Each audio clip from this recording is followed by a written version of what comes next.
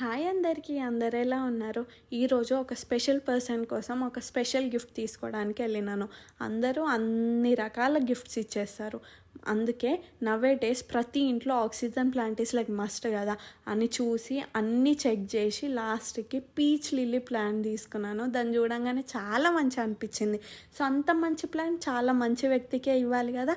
అదే మా మమ్మీ వాళ్ళ మేడం ఆంటీ అండ్ వాళ్ళ టీం చాలా చాలా చాలా స్వీట్ అనమాట.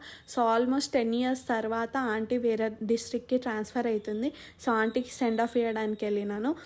అండ్ ఆంటీకి సెండ్ ఆఫ్ ఇచ్చి వాళ్ళ టీం అందరికీ కూడా సెండ్ ఆఫ్ ఇచ్చి బాయ్ చెప్పేసి ఇంటికి వచ్చేసాను.